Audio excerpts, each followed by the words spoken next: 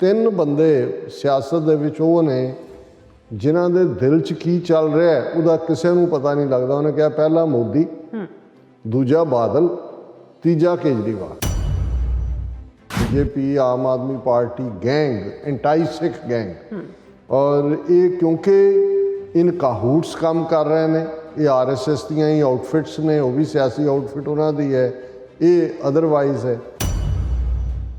जो केजरीवाल दा हिंदूत्वा दे लई उस दा प्यार है, वो तो तुसीं उहदी सरकार दे एक्ट देखो कि भाई जे बाकी रिलीज़ हो सकते हैं, वो किशोरी बुच्चड़ उन्होंने फरलो पैरोल रिलीज़ हो सकता है, प्रज्ञा ठाकर और प्रज्ञा साधवी और कर्नल प्रोत और दूजे, ये क्यों नहीं जिन्होंने आलमोस्ट 1995 तो तुसीं हुण 27 साल जेल दे विच और मैंटली सिक बंदा ये क्यों नहीं रिलीज़ हो सकता। आम आदमी पार्टी का मतलब ही एक बंदा है, वो केजरीवाल है। अज उन्होंने पासे कर दिओ, गल जिहड़ी है सारी ठप हो जाती है। Viewers welcome back to our program. So viewers हुण आपां गलबात करन जा रहे हैं कि पंजाब दे सिखां नूं बार-बार ये याद दहानी करवाई जा रही है कि वो बीजेपी ਅਤੇ आम आदमी पार्टी दे चुंगल विच ना फसन। ये एंटी सिख गैंग दे हिस्सेदार ने। सो आउंदियां विधान सभा चोणां विच जज्बातां विच रुड़न दी थां ते दिमाग तो काम लैण दी लोड़ है। सो इस बारे आपां गलबात करन जा रहे हैं। सो असीं चाहांगे कि तुसां ने इसे तरह बने रहना। देखण सुणन लई लिखण लई तुहाडा सभ दा बहुत-बहुत धन्नवाद। जी डॉक्टर साहब की कहना चाहोगे?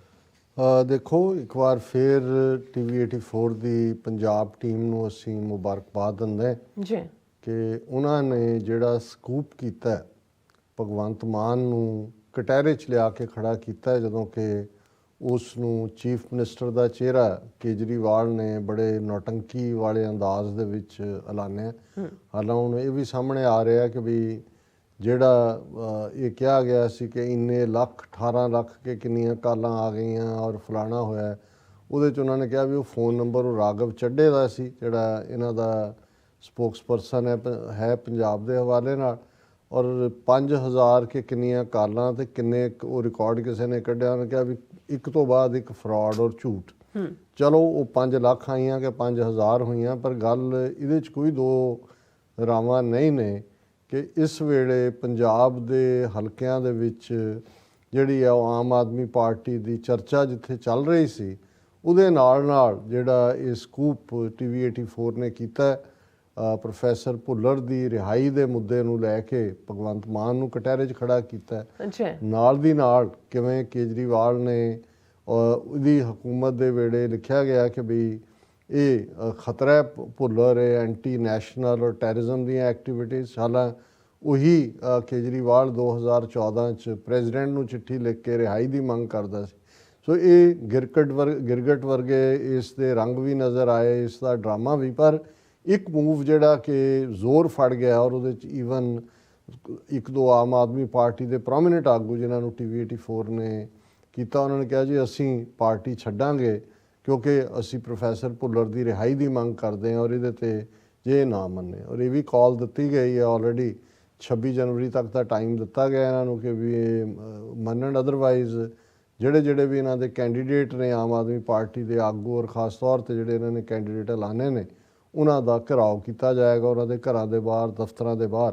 सो एक पॉजिटिव गल है कि प्रोफैसर भुल्लर की रिहाई का मुद्दा, हालांकि बंदी सिखां की रिहाई का मुद्दा मेन जिस दे उत्ते फतेहगढ़ साहब तो गवर्नर हाउस चंडीगढ़ तक मार्च होया, लेकिन हुण क्योंकि ये बड़ा जरूरी है जदों असीं ये कहते हैं कि भी ये BJP आम आदमी party gang, anti Sikh gang, और ये क्योंकि इन काहूट्स काम कर रहे हैं, ये RSS दियां ही आउटफिट्स ने, वो भी सियासी आउटफिट उन्हां दी है, ये अदरवाइज़ है। सो इसलिए साडे लई भी ये जरूरी है कि असीं इन्हां नूं लगातारता दे नाल एक्सपोज करते रहिए। बेशक साडी आवाज़ नूं कुचलण की कोशिश है, पर पंजाब दे विच पहुँच रही है। जे पहुँची, जे ये सारा प्रोफैसर भुल्लर का मुद्दा हाईलाइट TV 84 ने कीता तो ज़ाहिर है कि अज आम आदमी पार्टी जिहड़ी है वो यही नहीं कि ऑन द डिफेंसिव है, ऑन द रन है, क्योंकि वो जिन्ना मर्जी करन सबूत तां जदों सामने है भी आ चिट्ठी लिखी हुई आ 2014 रिलीज़ मंगदा सी इंटरनेशनल, दसो तुसीं ਕਿ ਭਾਈ ਜੇ ਬਾਕੀ ਰਿਲੀਜ਼ ਹੋ ਸਕਦੇ ਨੇ, ਉਹ ਕਿਸ਼ੋਰੀ ਬੁੱਚੜ, ਉਹਨੂੰ ਫਰਲੋ ਪੈਰੋਲ ਰਿਲੀਜ਼ ਹੋ ਸਕਦਾ ਹੈ, ਪ੍ਰਗਿਆ ਠਾਕਰ ਔਰ ਪ੍ਰਗਿਆ ਸਾਧਵੀ ਔਰ ਕਰਨਲ ਪ੍ਰੋਤ ਔਰ ਦੂਜੇ, ਤੇ ਇਹ ਕਿਉਂ ਨਹੀਂ ਜਿਨ੍ਹਾਂ ਨੇ ਆਲਮੋਸਟ 1995 ਤੋਂ ਤੁਸੀਂ ਹੁਣ 27 ਸਾਲ ਜੇਲ੍ਹ ਦੇ ਵਿੱਚ ਔਰ ਮੈਂਟਲੀ ਸਿੱਕ ਬੰਦਾ, ਇਹ ਕਿਉਂ ਨਹੀਂ ਰਿਲੀਜ਼ ਹੋ ਸਕਦਾ। ਸੋ ਇਹ ਗੱਲ ਆਮ ਲੋਕਾਂ ਨੂੰ ਵੀ ਸਮਝ ਆ ਰਹੀ ਹੈ। ਪਰ ਮੈਂ ਕਿਉਂਕਿ ਇਹ ਪੋਸਟ ਕਾਫੀ ਜਿਹੜੀ ਆ ਉਹ ਵਾਇਰਲ ਹੋਈ, ਤੇ ਉਹਦੇ ਥੱਲੇ ਮੈਂ ਕੱਲ ਕੁਦਰਤੀ ਕਾਮੈਂਟਸ ਦੇਖ ਰਿਹਾ ਸੀ, ਇੱਕ ਵੱਡੀ ਗਿਣਤੀ 'ਚ ਉਹ ਲੋਕ ਜਿਸ ਤੋਂ ਮੈਨੂੰ ਅੱਜ ਫਿਰ ਮੈਂ ਇਹ ਗੱਲ ਕਰ ਰਿਹਾ ਕਿ ਭਾਈ ਇਹ ਕਿਵੇਂ ਜਜ਼ਬਾਤੀ ਵਹਿਣ ਦੇ ਵਿੱਚ ਜਿਹੜੇ ਨੇ ਉਹ ਰੁੜੇ ਹੋਏ ਲੋਕ ਨੇ, ਜਿਹੜੇ ਕਹਿ ਰਹੇ ਨੇ ਲਓ ਜੀ ਹੁਣ ਤੁਸੀਂ ਕੇਜਰੀਵਾਲ ਨੂੰ ਇਹ ਸਵਾਲ ਕਰਨੇ ਨੇ, ਇਹ ਬਾਦਲਾਂ ਨੂੰ ਕਿਉਂ ਨਹੀਂ ਕੀਤੇ ਜਾਂਦੇ, ਇਹ ਕਾਂਗਰਸ ਨੂੰ ਕਿਉਂ ਨਹੀਂ ਕੀਤੇ ਜਾਂ ਹੁਣ ਭੁੱਲਰ ਕਿਉਂ ਯਾਦ ਆ ਗਿਆ ਖੁਦ। ਮਤਲਬ ਉਸ ਤੋਂ ਤੁਸੀਂ ਅੰਦਾਜ਼ਾ ਲਾ ਸਕਦੇ ਹੋ ਕਿ ਇਸ ਕਿਸਮ ਦੇ ਲੋਕ, ਔਰ ਉਹਨਾਂ 'ਚ ਠੀਕ ਹੈ ਕੁਛ ਲੋਕ ਜਿਹੜੇ ਪੇਡ ਨੇ ਜਾਂ ਦੂਜੇ ਨੇ ਉਹ ਆਪਣਾ ਕੰਮ ਕਰ ਰਹੇ ਨੇ, ਉਹ ਤਾਂ ਹੇਟ ਮੇਲ ਲਿਖਦੇ ਹੀ ਨੇ, ਲੇਕਿਨ ਇਹਨਾਂ 'ਚੋਂ ਕੁਛ ਉਹ ਲੋਕ ਵੀ ਨੇ ਜਿਨ੍ਹਾਂ ਨੂੰ ਕੇਜਰੀਵਾਲ ਦੇ ਨਾਗ ਨੇ ਡੱਸਿਆ ਹੋਇਆ। ਤੇ ਜਦੋਂ ਨਾਗ ਡੱਸ ਲਏ ਤੇ ਬਹੁਤ ਵਾਰ ਜਿਹੜਾ ਉਹ ਪਾਣੀ ਨਹੀਂ ਮੰਗਦਾ, ਕਹਿੰਦੇ ਨਾਗ ਦਾ, ਨਾਗਣੀ ਡੱਸ ਲਏ ਫਿਰ ਹੋਰ ਵੀ ਖਤਰਨਾਕ ਹੈ। ਹੁਣ ਇਹ ਜਿਹੜੇ ਸਾਰੇ ਹੀ ਜਿਸ ਅੰਦਾਜ਼ ਦੇ ਵਿੱਚ ਇਹ ਪ੍ਰੋਪੇਗੈਂਡਾ ਇਹਨਾਂ ਨੇ ਆਮ ਆਦਮੀ ਪਾਰਟੀ, ਔਰ ਕਿਸ ਕਿਸਮ, ਦੇਖੋ ਲੋਕ ਇਹ ਕਦੋਂ ਸਮਝਣਗੇ ਜਾਂ ਕਿਉਂ ਨਹੀਂ ਸਮਝਦੇ ਕਿ ਵੀ ਇਹ ਤਾਂ ਆਪਣੀ ਮਰਜ਼ੀ ਦੇ ਨਾਲ ਇੱਕ ਪਿੰਡ ਦਾ ਨਾਂ ਨਹੀਂ ਬਦਲ ਸਕਦੇ। ਹਾਈ ਕਮਾਂਡਾਂ ਦੇ ਵੱਝੇ ਹੋਏ, ਜੇ ਚਰਨਜੀਤ ਚੰਨੀ ਨੇ ਕੋਈ ਵਜ਼ੀਰ ਬਣਾਣੇ ਨੇ ਤੇ ਉਹਨਾਂ ਦੇ ਲਈ ਵੀ ਜਦੋਂ ਤੱਕ ਉਹ ਦਿੱਲੀ ਵਾਲਿਆਂ ਦੀ ਅਪਰੂਵਲ, ਉਹਨਾਂ ਦੀ ਹਾਈ ਕਮਾਂਡ ਦੀ ਨਾ ਆਏ, ਉਹ ਬਣ ਨਹੀਂ ਸਕਦੇ। ਇੱਥੇ ਸਿੱਧੇ ਤੌਰ ਤੇ ਜਿਹੜਾ ਉਹ ਕੇਜਰੀਵਾਲ ਦੀ ਨੌਟੰਕੀ ਅਸੀਂ ਦੇਖੀ ਕਿ ਆਮ ਆਦਮੀ ਪਾਰਟੀ ਦਾ ਮਤਲਬ ਹੀ ਇੱਕ ਬੰਦਾ ਹੈ, ਉਹ ਕੇਜਰੀਵਾਲ ਹੈ।